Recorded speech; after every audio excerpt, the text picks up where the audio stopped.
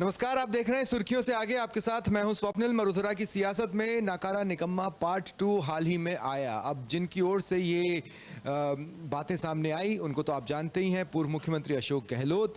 और जिन लोगों को इन उपाधियों से, इन शब्दों से नवाजा गया, उनकी ओर से रिएक्शन आ चुका है। क्या है वो रिएक्शन और उसके क्या मायने होंगे, इस पर अगले आधे घंटे में हम बात करेंगे। लेकिन शुरुआत इस खबर से नहीं करने वाला हूं।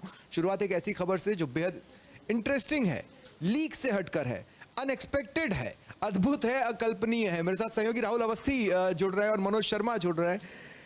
कंगना रानावत से मैं शुरुआत कर रहा हूं। वो अपने आप में अद्भुत हैं और जो उनके साथ घटना हुई वो और अद्भुत है। मैं बताता हूं कैसे। मीडिया ने उनसे ये सवाल पूछा कि भैया, आपके नाम के अनाउंसमेंट के बाद पार्टी के नेताओं में एक ऐसा धड़ा रहा जो आपको लेकर असहज था। उनका ये कहना है कि उस धड़े को ऐसा लगता है कि कंगना रनावत उनकी सुनती नहीं है। तो क्या आपने अपनी तरफ से तालमेल बिठाने की कोशिश की? तो कंगना रनावत का दो शब्द तो बहुत अच्छे थे, अफवाह है, वहां तक। उसके बाद जो कहा है आप इमेजिन नहीं कर सकते। देखिए, कहते हैं जब हाथी चलते हैं तो कुत्ते भौंकते हैं, तो भौंकने दीजिए। क्या इसे इमेजिन किया जा सकता है? एक नेता और अभिनेता में बहुत फर्क होता है और यही वो फर्क है जो शब्दावली में आपको दिखाई दे रहा है। एक परिपक्व नेता कभी इस तरह की शब्दावली का प्रयोग भी नहीं करता और अपने ही लोगों के लिए एक ऐसी स्थिति में जब वो चुनाव लड़ रहा हो, वो बीच चुनाव में हो। और सियासत के हिसाब से तो आप अभी हाथी हैं ही नहीं। बहुत समय लगेगा हाथी बनने में। अगर वो जाइंट बनना चाहती हैं, उनको तो अभी टिकट मिला है, पहली बार वो अपने आप का भाग्य आजमा रही है और उसके बाद भी अभी रिजल्ट्स किसी के सामने नहीं है कि होता क्या है। पर ऐसे शब्दों से बचा जा सकता था और किसी और तरीके, अफवाह है तक काफ़ी था, बहुत इनफ था। बिल्कुल सही कहा आपने। इसके बाद भी कुछ कहने की ज़रूरत नहीं थी। ये राजनीतिक परिपक्वता है जो उनके सामने आई है, या फिर कहना चाहिए जो एक अभिनेता के तौर पर किसी का बड़बोलापन होता है और जो उसके अंदर एक ईगो की, हाँ, डायलॉगबाजी, वो डायलॉगबाजी है। एक नेता के तौर पर ये स्टेटमेंट सेल्फ डिस्ट्रक्शन की तरफ लेकर के जा रहा है उनको। हाँ, बिल्कुल। और पार्टी को नुकसान होता है। देखिए, अगर अभिनेता सामने खड़ा है तो आप इमेजिन करोगे वो एक ना एक डायलॉग मारेगा। डायलॉग मार दिया। अब इसके बावजूद भी अभिनेता राजनीति में पॉलिटिकल पार्टीज के द्वारा मोस्ट वांटेड की लिस्ट में होते हैं, इसमें कोई दौराई नहीं है। कंगना रानावत ऐसा एक फेस थी जो हालिया बीजेपी के सियासी मॉडल पर बहुत फिट बैठती थी, उनके कई सारे पास्ट के रिएक्शंस की वजह से। लेकिन इस तरह का बयान पार्टी को नुकसान पहुंचा देता है। रियल लाइफ और रियल लाइफ में दोनों में बहुत बड़ा अंतर होता है। रियल लाइफ में आपको एक रोल मिलता है और उस रोल के अनुसार आपको वो जीवन जीना होता है, जबकि रियल लाइफ एक अलग लाइफ होती है। उसमें सब चीज़ों को देखा जाता है, परखा जाता है, समझा जाता है और ख़ास करके राजनीति में तो सब बातों का ध्यान भी रखा जाता है। अब जिस तरह से कहा आपने, कहा कि वो हाथी है भी नहीं, ये बात भी सही है, हाथी है भी नहीं, पर उन्होंने खुद को हाथी मान लिया। एक आम कार्यकर्ता को जरूर इस बात से ठेस पहुंची होगी, हाँ बिल्कुल, ईगो हर्ट हुआ होगा। और कंगना रनौत को अगर राजनीति करनी है या राजनीति में और भी लंबा समय जीना है तो उनको बिल्कुल मैच्योर होना पड़ेगा। खास करके उनकी अधिकतर फिल्मों में भी देख लो, कई रोल्स उनको ऐसे मिले हैं जो अनमैच्योर थे। शायद वो उन रोल की जो जीवन है उनसे बाहर नहीं निकल पाई हैं, तब जाकर कहीं ऐसे शब्द बोले हैं। और राजनीति की जहाँ तक बात की जाए, राजनीति में फिल्मों में जो बतौर अभिनेता काम कर चुके हैं, उनमें से कुछ लोग ही हैं जो सफलता की सीढ़ी चल पाए। और खासकर कि उत्तरी भारत की बात करें तो एक सुनील दत्त एक अभिनेता ऐसे हैं, वो राजनीति में लंबे चले। उसके बाद धर्मेंद्र आए, हेमा मालिनी आई, लेकिन पर उन्होंने अपने अंदर से फिल्म को झाड़ा। जब फिल्म में, देखो मैं एक बात याद दिलाता हूँ, यूपी में बड़ा क्रेज रहता था संजय दत्त का, उन्हें प्रचार के लिए बुलाया जाता था। लेकिन जब वो प्रचार के लिए खड़े होते थे तो वो रूटीन पॉलिटिकल बयान नहीं दे रहे होते थे। भीड़ अपने आप डिमांड करती थी कि बाबा एक डायलॉग सुना दो, बाबा एक उस फिल्म का एक डायलॉग सुना दो, और वो सुनाते थे। गोविंदा भी मंच पर जब किसी के प्रचार के लिए जाते हैं तो अपने कुछ जो उनकी पेटेंट स्टाइल है उससे जुड़ा कुछ ना कुछ करते हैं, और नहीं करते हैं तो पब्लिक डिमांड करती है।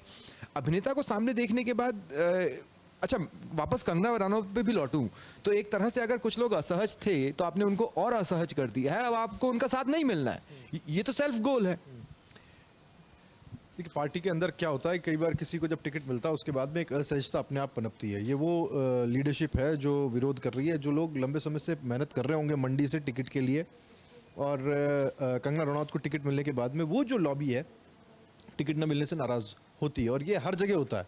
सबसे पहला काम जिसको टिकट मिला होता है उसके पास ये होता है कि वो उसको मनाना शुरू करे है ना, इनकी तरफ से भी मनाया गया होगा, लेकिन एक वक्त बाद में जैसे कहते हैं ना अपना रिएक्शन के बाद मुझे नहीं लगता है। अपनी तरफ से धैर्य होकर इस तरह का स्टेटमेंट दिया। मैं बल्कि पार्टी ने ये कहा होगा कि आप प्रचार में लगो, हम आपकी तरफ से उनसे बात कर रहे हैं। ऐसा मुझे लगता है। मैं आपको इसके बीच में एक और महत्वपूर्ण बात बताता हूँ। कितना संयमित रहना पड़ता है और कितना बचना पड़ता है।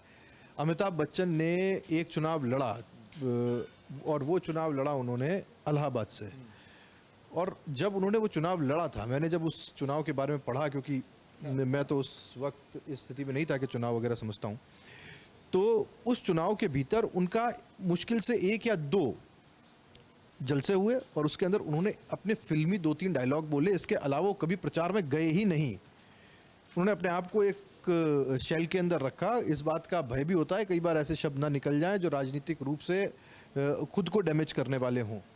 प्रचार में जो 2-3 एक शब्द आए वो उनकी धर्मपत्नी की तरफ से आए कि अब मैं आपकी भाभी के तौर पर मुंह दिखाई मांगती हूं आपसे कि आप इलाहाबाद से मुझे वोट करें। तो ये जो कुछ कमेंट्स थे वो आए और वो बड़े समझदारी भरे कमेंट्स थे उनके चुनाव के वक्त में। तो एक राजनेता ने भी उस दौर में जब सोशल मीडिया नहीं था, अमिताभ बच्चन जैसे व्यक्ति ने अपने आप को बचा करके रखा। उन्होंने अपने आप को खर्च नहीं किया किसी भी शब्दों में। यहाँ जब आप देखते हैं तो ये काम कंगना रनौत भी कर सकती थी, लेकिन इसके लिए पॉलिटिकल मैच्योरिटी की ज़रूरत होती है, जो उन्होंने साबित कर दिया कि वो नहीं है। हाँ नहीं, क्योंकि हमने और भी लोग, अब जैसे राजस्थान ने धर्मेंद्र को देखा है, और इसके अलावा अन्य प्रदेशों में भी कई चेहरों को देखा है। जया भादुड़ी समाजवादी पार्टी की ओर से, जया बच्चन, वो जिस तरह से पॉलिटिकली मैच्योर हुई, जिन्हें उन्होंने ज़्यादा वक्त नहीं लिया और बहुत तेज़ी से वो मैच्योर हुई और बहुत नपातुला बोलना भी जानती हैं, एग्रेसिव होना भी जानती हैं और पलट के जवाब देना भी जानती हैं। उस लाइन तक पहुंचने में अभी कंगना रनावत को काफ़ी समय लगने वाला है, इसमें कोई दोहराई नहीं है। एक और खबर जिस पर मैं बात करना चाहता हूं, कितना नपातुला और कितना आराम से बोलना चाहिए ताकि अगर आपको कोई फ़ायदा लेना है तो आप ले सकें, ये प्रधानमंत्री मोदी से बेहतर कोई नहीं जानता। राहुल गांधी और केजरीवाल पर पाकिस्तान की ओर से ट्वीट्स आए, समर्थन भरे ट्वीट्स आए। राहुल ऑन फायर या केजरीवाल वाला ट्वीट अभी हाल ही में हम लोगों ने चर्चा किया है। इस पर नरेंद्र मोदी से सवाल पूछा गया तो उनका ये कहना था कि ये गंभीर विषय है, इसकी जांच होनी चाहिए और मैं जिस पद पर हूँ उस लिहाज से इस पर मुझे टिप्पणी नहीं करना चाहिए। वो टिप्पणी देने से भी बचे, लेकिन फिर भी जो कहना था नपे तुले अंदाज में वो कह गए। मास्टर स्ट्रोक इसके आगे है, वो मैं बताऊंगा, लेकिन उससे पहले इनिशियल रिएक्शन। देखो, पाकिस्तान से जो आए हैं, जो ट्वीट को लेकर मैंने भी देखा था, कई रिएक्शंस आए हैं और इधर से केजरीवाल ने उसका जवाब भी दिया। केजरीवाल ने जवाब भी सही दिया है कि आप अपना देश संभालो, हम हमारा देख रहे हैं। लेकिन जिस तरह से अब पाकिस्तान से आना, क्योंकि इससे पहले जब सर्जिकल स्ट्राइक हुई थी तब केजरीवाल ही एक ऐसे नेता थे, तब उन्होंने उसके सब सवाल उठाए थे उस सर्जिकल स्ट्राइक पे। तो तभी से लेकर जो देशवासियों में उनके प्रति गुस्सा है, रोष है, और अब उनके इस चुनावी माहौल में ट्वीट होना, तो कह सकते हैं एक तरह से बदला जो देश की जनता है वो सोशल मीडिया के माध्यम से उनसे ले रही है। हाँ, लेकिन वही मैंने कहा ना, जो फर्स्ट पोर्शन है, गंभीर विषय है, जांच होनी चाहिए। इससे बैलेंस रिएक्शन क्या हो सकता था फिलहाल, वो भी चुनावी दौर में? मोदी की पॉलिटिकल मैच्योरिटी आपको इस बात से समझ में आएगी। एक वक्त था जब आपको याद होगा, प्रधानमंत्री मोदी एक जगह गए और मंच के ऊपर, ये तब की बात है जब वो मुख्यमंत्री हुआ करते थे, प्रधानमंत्री की रेस में थे, उनको कोई टोपी पहनाने के लिए आया और उन्होंने टोपी पहनने से इनकार कर दिया। उनको इस बात का भान था, मैं टोपी पहनूंगा तब भी खबर बनेगी और टोपी नहीं पहनूंगा तब भी खबर बनेगी। टोपी ना पहनकर बनने वाली खबर मेरे लिए ज़्यादा फ़ायदेमंद होगी, और टोपी मैं पहनूंगा नहीं, उससे मुझे मेरा कोई पॉलिटिकल फ़ायदा होने वाला नहीं है। एक पॉलिटिकल व्यक्ति के तौर पर उनकी ये समझ थी और उन्होंने उस चीज़ को बैलेंस करते हुए डील किया।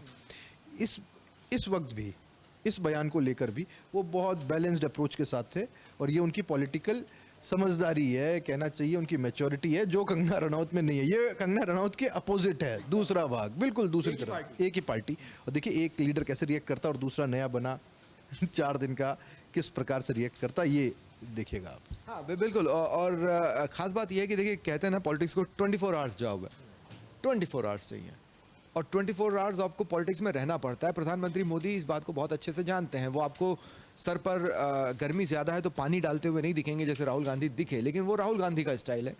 हो सकता है उसकी अपनी यूएसपी हो, गर्मी ज़्यादा है बहरहाल। लेकिन आगे जो प्रधानमंत्री मोदी ने कहा है राहुल, कि हमारा वोटर ऐसा नहीं है जो बाहर की गतिविधियों से प्रभावित हो जाए, मैं इसे मास्टर स्ट्रोक कह रहा हूँ।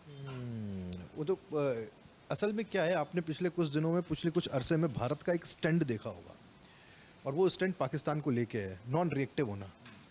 और भारत ने ये साबित किया है कि उनके लिए, हमारे लिए पाकिस्तान एग्जिस्ट ही नहीं करता। और अगर हम किसी से बात करेंगे तो हमारे कद के, हमारे लेवल के देशों के साथ में करेंगे। पाकिस्तान को ऐसा छुटवैया और टटपुंजा देश बना दिया गया है, कुछ नहीं है। और उसके बारे में बात करें, यानी आप ये समझ लीजिए, जब पॉलिटिकल वक्त होता, जब चुनावों का वक्त होता था, स्पेशली उस वक्त पाकिस्तान के बड़े रिएक्शंस होते थे। तब पाकिस्तान को कहीं ना कहीं से खींच करके लाया जाता था और ये उस पार्टी की तरफ से लाया जाता था जिसको फायदा होता था, बीजेपी। लेकिन अब बीजेपी ने वो भी खत्म कर दिया है। यानी कि अब पाकिस्तान बीजेपी के लिए पॉलिटिक्स में भी इंपॉर्टेंट नहीं है, नॉन एग्जिस्टेंस है उसकी, और की कोई इंपॉर्टेंस नहीं है। ये बात साबित करने की कोशिश है कि हमारे कार्यकर्ताओं के लिए भी और हमारे वोटर्स के लिए पाकिस्तान की कोई वैल्यू नहीं है। ये और मैच्योर्ड और जियो पॉलिटिकली मैं इसको बहुत इंपॉर्टेंट कमेंट मानता हूँ। मैं एक कदम और आगे ले जाता हूँ। मैं एक कदम आगे इस तरीके से ले जाता हूँ कि भारतीय चुनावों में हिंदू मुसलमान होना बड़ी बात नहीं है, होता ही है, बहुत लंबे समय से चला आ रहा है मनोज। लेकिन आप इस बात को भी देखेंगे कि यही वो पॉलिटिकल पार्टी है जिसकी तरफ से इस तरह के बयान आते थे कि अगर पाकिस्तान मैच जीता और आपने जश्न मनाया तो पाकिस्तान चले जाओ। आपने उस कम्युनिटी को कितना बेटर मैसेज दिया है मुसलमानों को कि हमारा वोटर ऐसा नहीं है जो बाहर की गतिविधियों से प्रभावित हो जाए। मतलब मैं मोदी आपको बॉर्डर पार का नहीं मानता हूं, मैं आपको इंडियन मानता हूं। बिल्कुल, उन्होंने सबको कहा है, पूरे देशवासियों भी प्रभावित नहीं होते जो यहाँ मुस्लिम्स हैं। और पाकिस्तान की तरफ से कभी भी कोई ऐसी बातें आती हैं तो मुस्लिम्स भी खुल के जवाब देते हैं पाकिस्तान को, और वो देश के पक्ष में जवाब देते हैं। अब कुछ परसेंट कुछ लोग ऐसे होते हैं जो कभी कभी माहौल बिगाड़ने की कोशिश करते हैं, लेकिन अब जैसे जैसे शिक्षा का माहौल बढ़ता जा रहा है, लोग समझते जा रहे हैं और समझते भी जा रहे हैं। खासकर कि जब जो पाक अधिकृत कश्मीर है वहाँ के लोग दुखी हैं और वो ये कह रहे हैं कि हिंदुस्तान में मुस्लिम बहुत सुखी है, तो अब यहाँ का मुसलमान भी समझ चुका है अब ऐसी स्थितियाँ यहाँ पर नहीं है।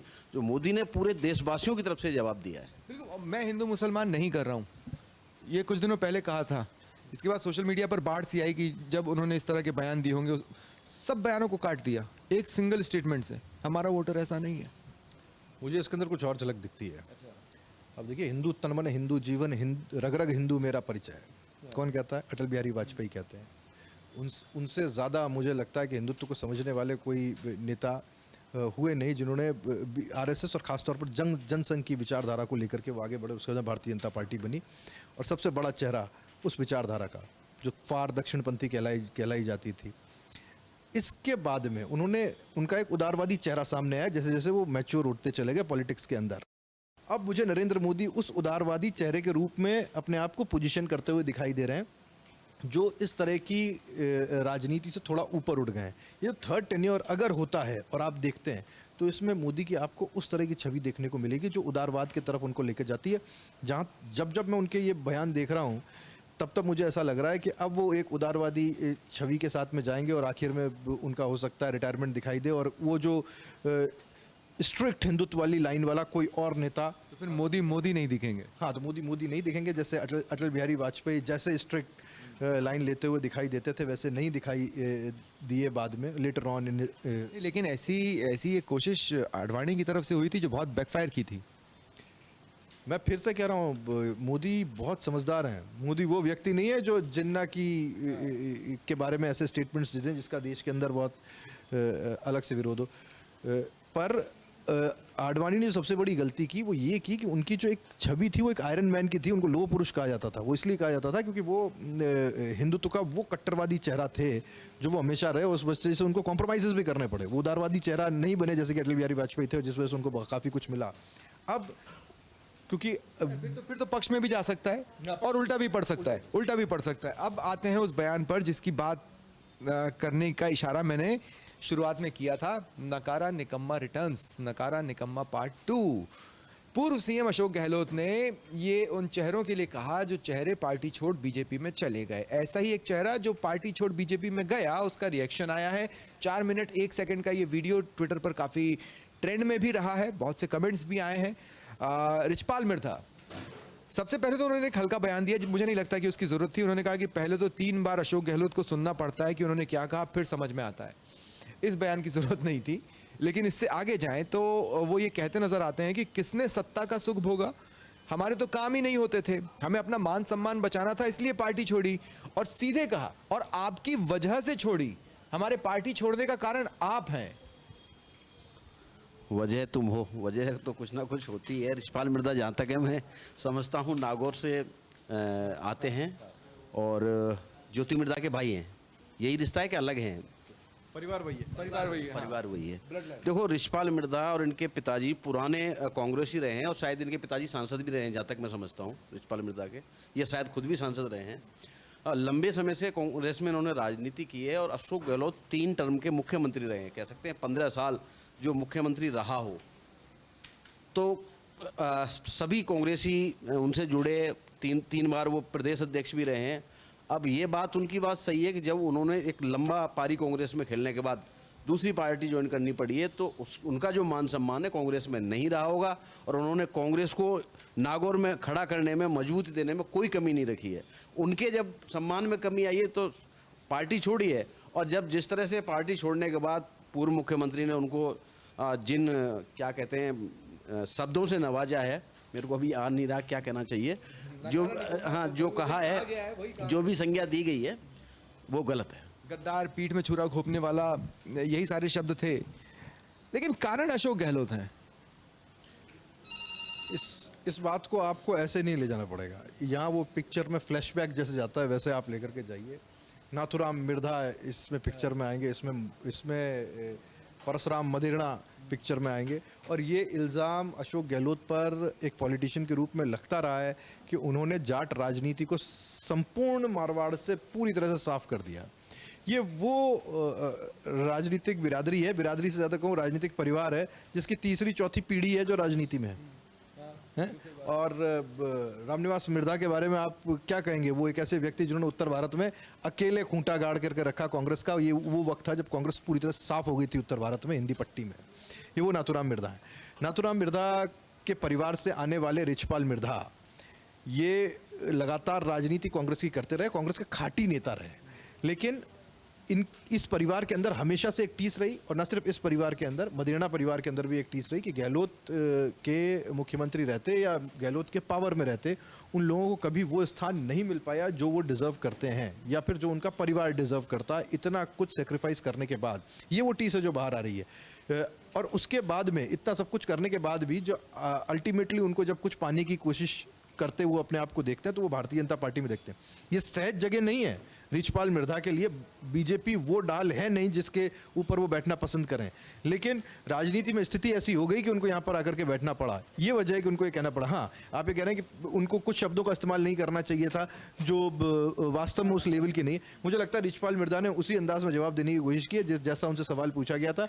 और जिस इलाके से वो आते हैं और जहाँ की ऐसी पॉलिटिक्स है वहाँ तो ऐसे जवाब बड़े कॉमन है जो दे दिए जाते हैं। बिल्कुल बिल्कुल। लेकिन इसके आगे, अच्छा आप दोनों से मेरा सवाल है और दोनों में से जो पहले बोलना चाहे वो मुझे बता देना। रिछपाल मृधा ने आगे कहा है अशोक गहलोत के लिए कि वो पॉलिटिकल पापा बन, आपने नागौर में जिसके काम किए वो आपके पिट्ठू बन बैठे हैं। क्या लगता है किसके पॉलिटिकल पापा बने? वो पॉलिटिकल चाइल्ड, वो केयर टेकर जिसका बने हैं, वो गार्डियन एंजल जिसके लिए बने, वो कौन हो सकता है इस सेंटेंस में? मुझे हनुमान बेनीवाल इसलिए दिखाई पड़ते हैं क्योंकि हनुमान बेनीवाल को टिकट दिलाने में या फिर वो एक कहना चाहिए पार्टी के साथ में गठबंधन करने में बहुत बड़ा रोल गहलोत का रहा है, ऐसा माना जा रहा है बिहाइंड द कर्टन्स। और गहलोत को जब अपने पुत्र के लिए कहीं पर कैंपेनिंग की ज़रूरत पड़ी तो वहाँ ये फटाफट पहुँचे और वहाँ जाकर के उन्होंने उनके लिए प्रचार अभियान, ये भी पहुँचे थे उनके लिए प्रचार करने। लेकिन हाँ, रिछपाल मृधा का ये कहना कि आपकी परफॉर्मेंस का पता जालोर से चल जाएगा, फैक्ट है। फैक्ट क्या, बहुत फैक्ट है और बड़ा फैक्ट है, क्योंकि सबसे बड़ी राजस्थान में जो सीट है वो देखने वाली यही है कि जालोर से आखिर होगा। क्योंकि पिछली बार भी जब जोधपुर से चुनाव लड़े थे वैभव गहलोत, तब लोगों का ये मानना था कि शायद और सीट तो सभी भाजपा जीतेगी, लेकिन एक जोधपुर सीट ऐसी है जहाँ से मुख्यमंत्री के पुत्र हैं, चुनाव लड़ रहे हैं, जीत सकते हैं। लेकिन अब जालोर से लड़ रहे हैं और अब मुख्यमंत्री भी नहीं है। तो जो जवाब उन्होंने दिया है बिल्कुल सही दिया है। अब 4 तारीख को उसका परिणाम वो देखने को मिलेगा। और साथ ही उन्होंने ये भी जोड़ा कि आला कमान की जाने क्या मजबूरी है जो आला कमान को उनकी माननी पड़ती है। इसका जवाब आना भी ज़रूरी है। पर इस पर अब डिस्कशन का मुझे नहीं लगता कि कोई ख़ास सेंस बचा है। ये दुख है आलाकमान की क्या मजबूरी है, ये इस सेंस में बोला गया है कि आप समझ लीजिए इतना लंबा इनका टेन्योर रहा है कांग्रेस पार्टी के अंदर, लेकिन आलाकमान इस परिवार की सुनता नहीं है, सब कुछ देने के बाद भी। अशोक गहलोत को रिपोर्ट कार्ड की कैटेगरी में रखता ही नहीं है। हाँ, और वो गहलोत की हर बात जो है, तो ये कई बार शिकायत लेकर के पहुंचे भी है दिल्ली, कई बार शिकायत करने की कोशिश भी की, कई बार सिस्टम बाईपास करने की कोशिश की, लेकिन दिल्ली में कोई सुनवाई नहीं होती इनकी टीस और गुस्सा इस बात से है कि भाई साहब इतना सब कुछ देने के बाद हमें कुछ नहीं मिलता, और गहलोत साहब का कोई विकल्प कांग्रेस का जो आलाकमान है वो ना तो ढूंढता है और ना ढूंढना चाहता है। कन्हैयालाल चौधरी का एक बयान काफ़ी वायरल है, लेकिन वो बयान इतना वायरल हो गया कि एक और उनके बयान की तरफ लोगों का ध्यान नहीं गया। उन्होंने एक प्रोजेक्ट पर सवाल उठाए हैं। उन्होंने वसुंधरा राजे का ड्रीम प्रोजेक्ट था, द्रव्यवती नदी प्रोजेक्ट, उसमें नदी को पक्का किए जाने पर सवाल उठाए हैं। ये सुर्खियां नहीं बन पाया। वो उस बयान के बीच में जो नहीं आता तो ज़्यादा बेहतर होता, तरीके और भी होते हैं उस चीज़ को कहने के, लेकिन मुझे इस पोर्शन ने ज़्यादा अपनी तरफ अट्रैक्ट किया। देखो, द्रव्यवती नदी के जहाँ तक मैं कामकाज को समझ पा रहा हूँ, जहाँ तक है, इसमें हाई कोर्ट के निर्देश के बाद कुछ इसकी शुरुआत हुई थी, और वो हाई कोर्ट का निर्देश क्या था, और अब जब सवाल खड़े किए हैं तो पूर्व मुख्यमंत्री वसुंधरा राजे ने जो भी इसमें डिजाइन किया होगा द्रव्यवती को, तो वो हाई कोर्ट के जो निर्देश होंगे उन्हीं के अनुसार किया होगा। और फिर वही बात आती है कि उस समय जब द्रव्यवती नदी का जो कामकाज था, उस समय भी शायद आप विधायक थे, जहाँ तक है कन्हैयालाल चौधरी जो वर्तमान में मंत्री हैं। अब सवाल खड़े करना बेवजह है, मतलब सवाल खड़े नहीं करने चाहिए। एटलीस्ट वो प्रोजेक्ट नाले से नदी तक तो पहुंचा है, मतलब कागजों में। मैं एक चीज़ कहना चाहता हूँ, ये जो बयान कल के मैंने 2-3 सुने हैं, एक तो इस बात का पता नहीं होना, ये समाचार प्रेस ने बताया कि कब आचार संहिता लगी। दूसरा, आप जनता के जख्मों पर नमक छिड़क रहे हो ये कह के कि मैं कोई बालाजी थोड़ी हूँ कि फूंक मारूँ। और तीसरी बात ये कि आप द्रव्यवती नदी के ऊपर कमेंट कर रहे हो। ये तीनों ही बातें ऐसी थी जो ये बताती हैं कि कंगना रनौत की मैच्योरिटी और किसी दूसरे नेता की मैच्योरिटी में कोई बहुत ज़्यादा फर्क नहीं है। तो राशि नहीं, ये फिर से बोलो, हो सकता है माइक की वजह से गया ना हो। भाई, बात एक ही आ रही है, जैसे यहाँ पर कन्हैयालाल, ये शब्द नहीं थे, राशि एक ही है, कंगना रनौत की और कन्हैयालाल चौधरी की राशि एक ही है। दोनों के नाम क से चालू हो रहा है। दोनों के नाम कहाँ से चालू? तो ये जो राशि एक है, ये काम काफ़ी बिगाड़ रही है, और यही पॉलिटिकल इमेच्योरिटी है जो दिखाई देती है। एक नेता के तौर पे अगर आप एक मंत्री के तौर पे, कैबिनेट मंत्री के तौर पे, वो जल्दा है जैसा आपके पास बड़ा विभाग हो, PhD, आपके पास सब कुछ है, और जिसके ऊपर सबसे ज़्यादा प्राइम फोकस हो, दिल्ली का भी, जयपुर का भी, वहाँ बिना तैयारी के आकर के प्रेस कॉन्फ्रेंस में बैठते हैं, और उसके बाद में आपके अंदर संयम ही नहीं है। ये तो सेल्फ डिस्ट्रक्टिव है, और मुझे लगता है ये बड़ी फिदाइन अप्रोच थी। इसके लिए मुझे सबसे सही वर्ड यही लगता है, फिदाइन अप्रोच थी। चलिए, बढ़िया, ये बहुत अच्छा कमेंट था, मुझे बहुत पसंद आया। चलिए, फिलहाल इतना ही, ये था सुर्खियों से आगे। नमस्कार।